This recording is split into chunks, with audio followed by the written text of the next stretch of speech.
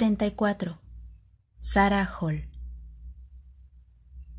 Estaba repasando la agenda para hacer mi envío de felicitaciones navideñas cuando me topé con la dirección de correo electrónico de Katie. Había perdido el contacto con ella desde que se mudó con su hermana. Descolgué el teléfono para llamarla. Era domingo por la tarde y supuse que sería un buen momento para hablar con ella. «Hola, ¿con Katie Marshall?» dije cuando respondió una mujer mayor. No soy Katie. La voz de la mujer sonaba como una versión más grave de la de Katie. ¿Quién llama? Debía ser su hermana, probablemente pensaba que intentaba venderle algo. Me llamo Sarah. Era amiga de Lucy, la hija de Katie. Llamaba para saber qué tal le iba y para desearle feliz Navidad. Siguió un largo silencio. La mujer seguía al teléfono. Oía la televisión retumbando al fondo, pero no decía nada. ¿Katie está bien? ¿Puedo hablar con ella? Katie no está aquí. ¿Está de vacaciones? Siento decírselo, pero Katie está muerta. ¿Muerta? Recordé cuando Katie casi se desplomó mientras empaquetábamos en el piso de Lucy. Tuve que buscar a toda prisa su medicación. No sabía que sus problemas del corazón fueran tan graves. No ha sido el corazón. A Katie la atropelló alguien que se dio a la fuga, 5 días antes de la fecha prevista para que se viniera a vivir conmigo. Cruzaba la calle junto al supermercado que hay cerca de su piso. El coche salió de la nada.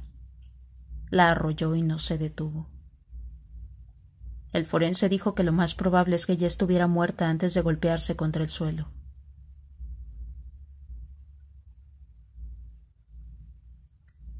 Cuando terminé la conversación con la hermana de Katie, me senté con movimientos robóticos en la silla más cercana. La noticia era incomprensible. Durante meses me la había imaginado viviendo feliz en Baltimore, disfrutando de una nueva vida lejos de la tragedia que supuso para ella la muerte de Lucy. Pero Katie jamás llegó allí. Falleció pocos días después de mi visita. Cuando Kevin llegó a mi casa del gimnasio para cenar juntos, me encontró acurrucada en un sillón con la mirada perdida. ¿Qué pasa? La madre de una amiga ha muerto atropellada por un conductor que se dio a la fuga.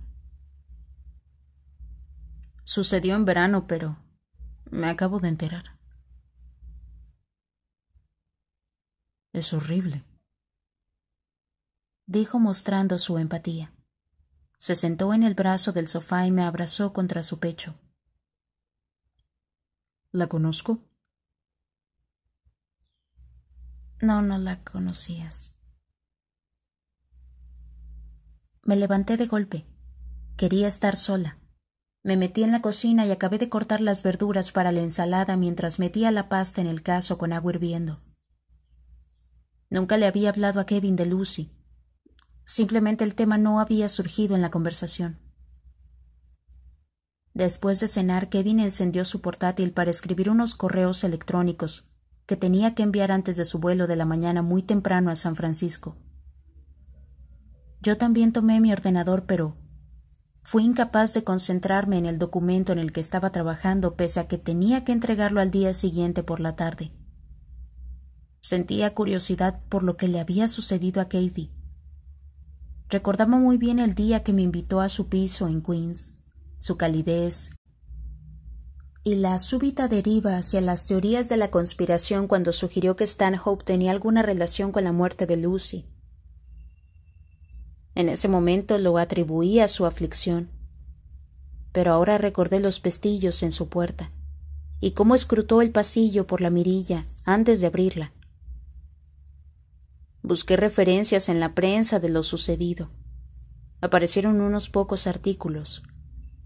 Uno ocupaba parte de la primera página de un periódico local de Queens. Una mujer fallece atropellada cuando iba a hacer la compra. El conductor se ha dado a la fuga. La publicación ilustraba la noticia con una fotografía de una bolsa de la compra llena de verduras, tirada en mitad de la calle junto a una caja de huevos rotos. Se veía una de las yemas de huevo enteras sobre el asfalto gris, con salpicaduras de sangre encima. Uno de los artículos explicaba que el coche que la atropelló era robado. Otro incorporaba una imagen tomada por una cámara de seguridad que mostraba el vehículo dándose a la fuga. El conductor llevaba gafas de sol y una gorra de béisbol. Entre la gorra y las ventanas tintadas del coche, el periódico informaba de que a la policía le había sido imposible conseguir algo más que un retrato robot poco preciso del conductor. Había algo en ese conductor que me recordaba al hombre que me siguió en el metro cuando salí de casa de Katie. Localicé otro artículo que reproducía las declaraciones de un taxista que había sido testigo del atropello.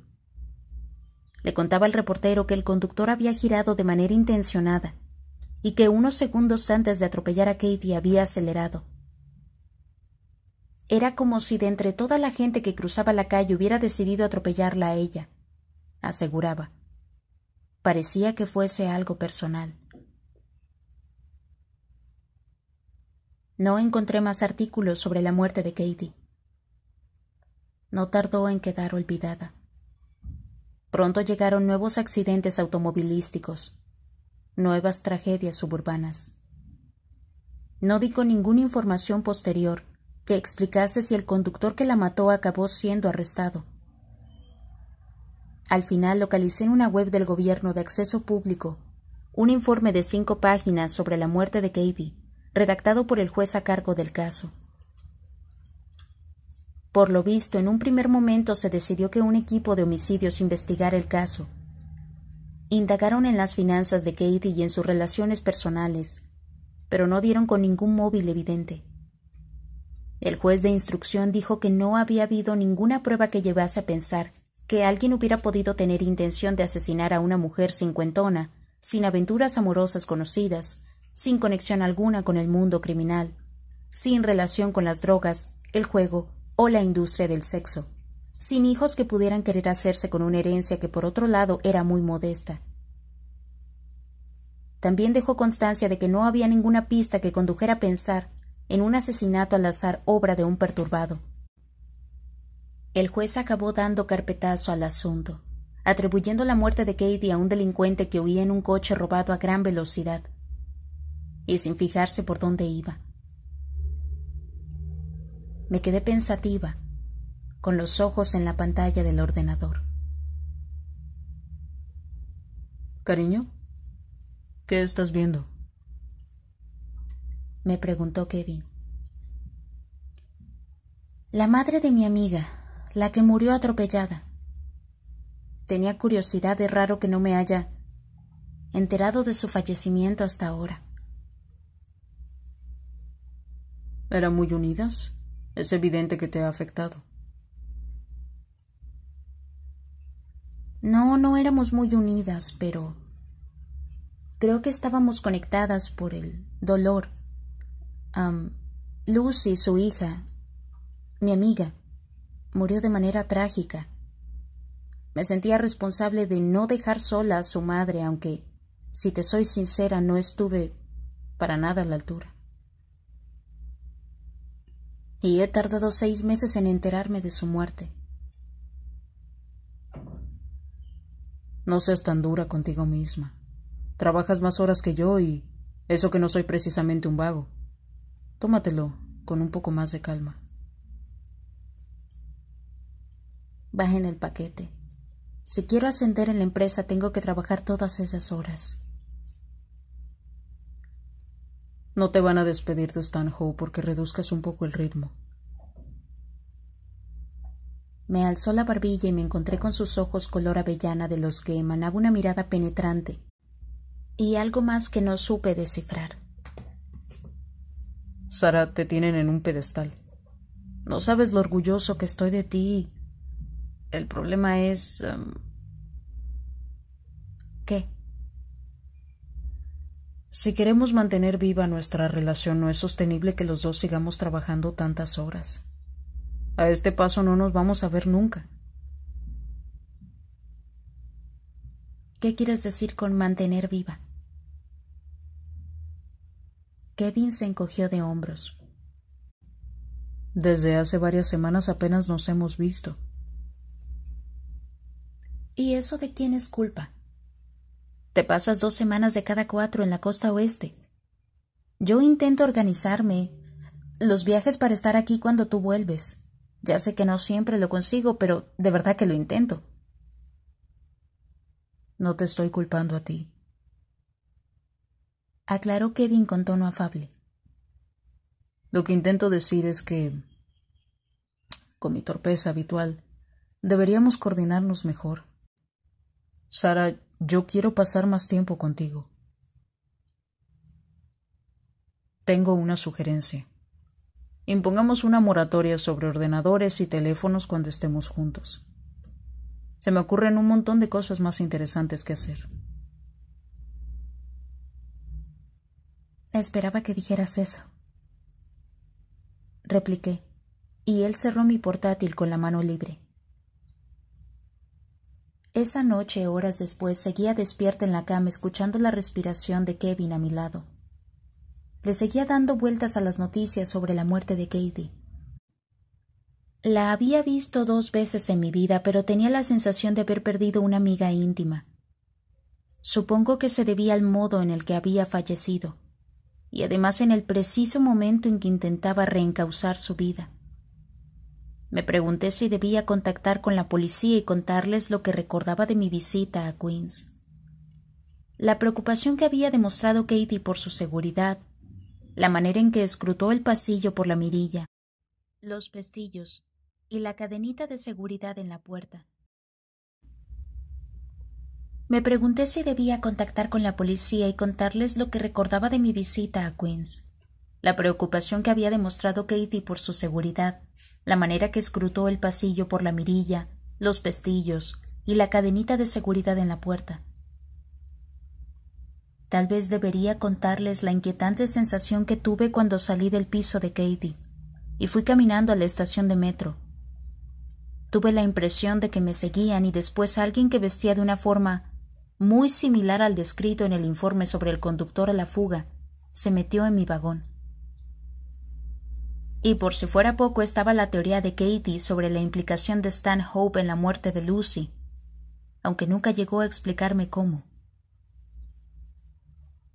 Cuando me desperté por la mañana, Kevin ya se había marchado, y yo lo veía todo desde una perspectiva más racional. Si telefoneaba a la policía parecería una paranoica, igual que Katie me lo había parecido a mí cuando culpó a la empresa de la muerte de Lucy. No pude dedicarle mucho más tiempo al asunto. Mi mente enseguida se vio absorbida por una nueva operación financiera de alto voltaje que me obligó a aparcar mi vida durante un mes. Y justo cuando estábamos cerrando esa operación, recibí una llamada angustiada de mi madre en mitad de la noche.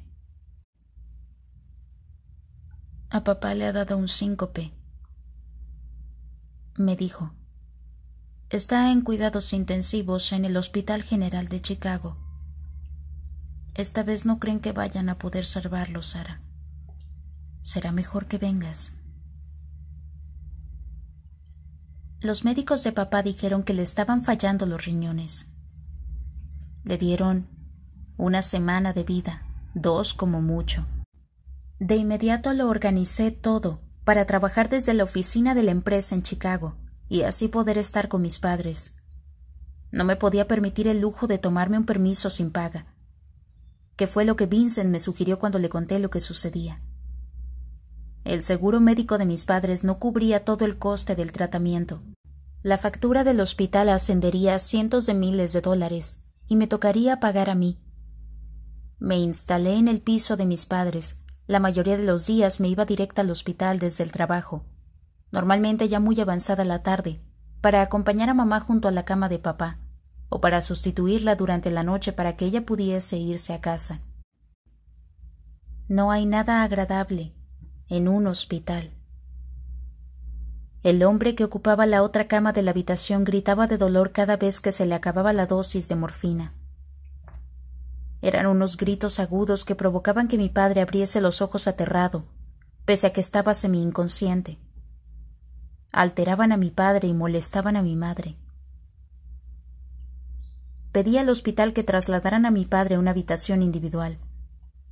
Haría que la cuenta subiera todavía más, pero no me importaba.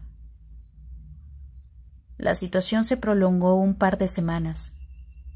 Según los parámetros de la medicina, papá ya debería haber muerto. Los médicos estaban sorprendidos de que siguiera vivo. No conocían a mi padre.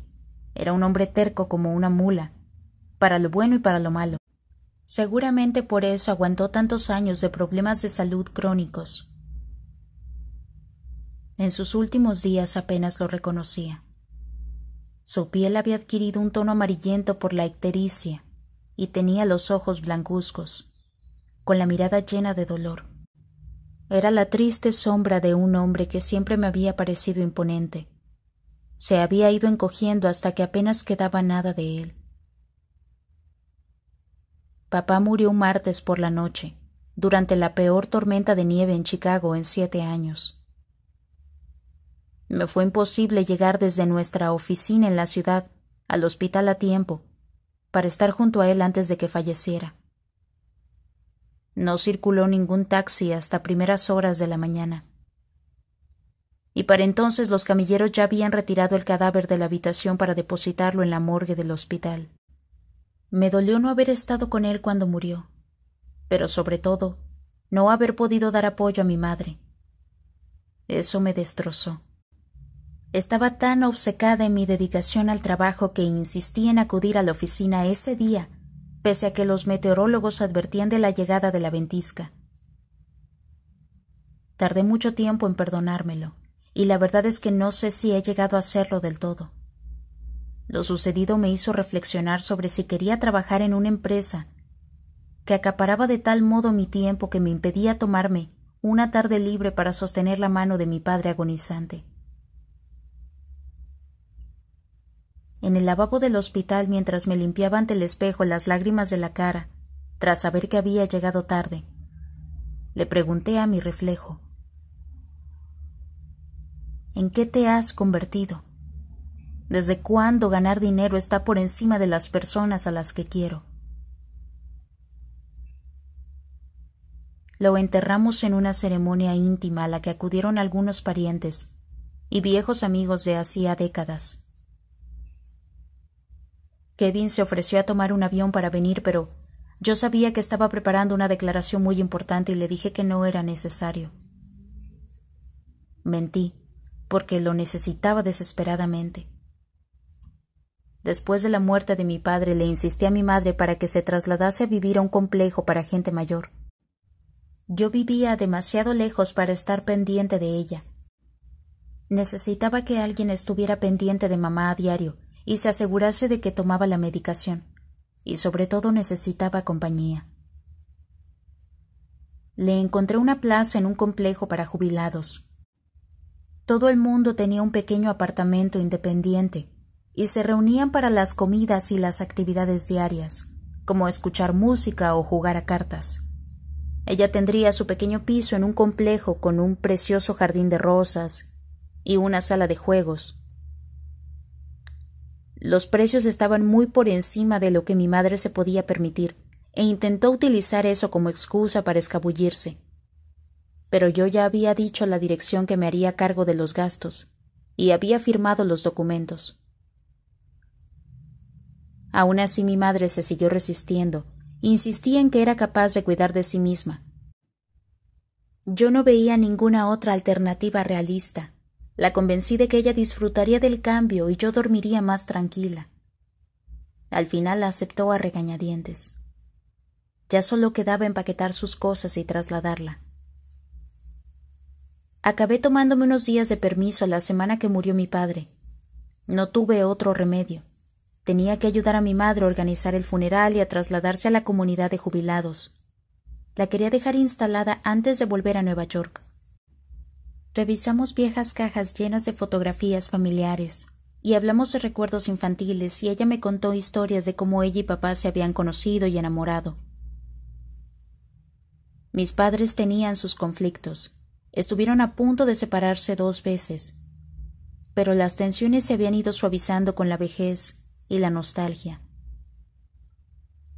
En mi última noche en Chicago, mamá y yo empaquetamos las cajas que faltaban para su mudanza. Su nuevo hogar era un estudio, con un tabique abierto que separaba el dormitorio de la sala. Era pequeño, y por lo tanto no había espacio para todos los cachivaches, vajillas y muebles acumulados durante toda una vida. Metimos en cajas lo que mamá se quería llevar a su nueva residencia, y vendimos el resto. Esa última noche, ya solo nos quedaba por revisar el armario del garaje. Tiramos viejas herramientas oxidadas y la caña y los aparejos de pescar de papá, que llevaban años sin usarse. En el estante superior había una caja con mi nombre. «Sara, esto es tuyo», dijo mamá. La saqué y la abrí. Allí estaban guardadas mis posesiones infantiles, baratijas, una cajita de nácar con mis dientes de leche y joyas baratas de plata que me habían regalado en diversos cumpleaños. Había un par de álbumes de fotos de mi infancia y algunos de mis cuentos favoritos, cosas que no tenían otro valor que el sentimental. Me guardé la caja en la maleta. Me marché al día siguiente por la tarde con el corazón en un puño. Al ver a mi madre instalada en su nuevo hogar, sentí que había roto el cordón umbilical con el pasado. Ya no teníamos una casa familiar. No había un lugar al que pudiera regresar. Por primera vez en mi vida, me sentí de verdad sola.